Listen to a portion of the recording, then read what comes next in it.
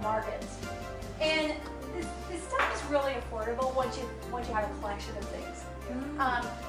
You know, what I use is mostly the sterling silver filled, and then you've got also the surgical steel. And then, because not everybody's into silver, I've got then some copper colored ones as well.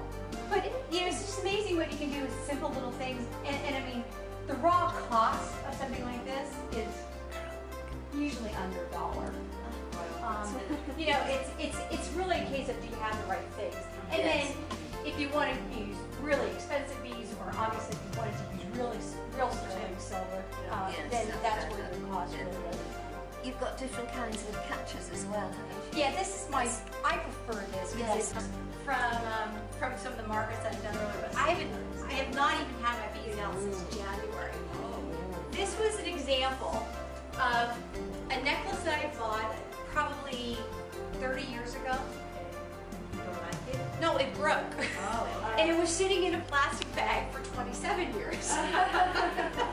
So, I know that idea. so this was again my inspiration for getting things fixed. So I went and next to these earrings, I rebeaded this. I put some extra little color on it with gold and the brass. What did you thread through?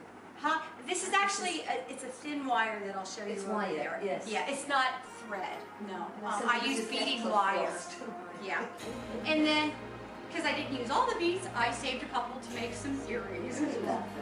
So, it's a great idea from the standpoint of just fixing stuff. And I had a lot of really cool elastic bracelets that had all either broken or you could tell it was going to break.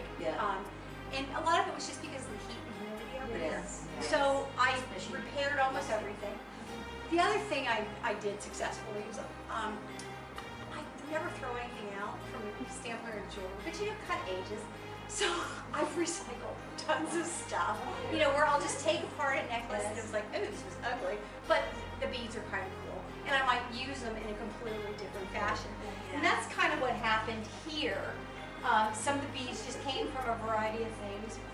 And I'm the kind that, I also like to have something that can be multiple lengths, like your necklace.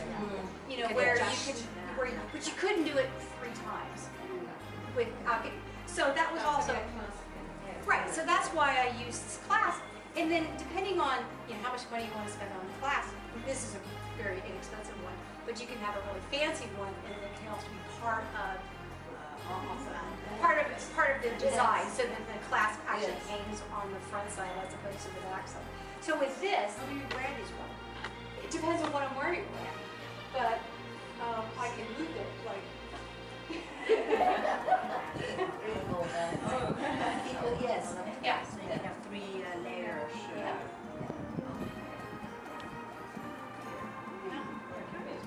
So it's just a little bit more versatile. So I've been experimenting with a couple things.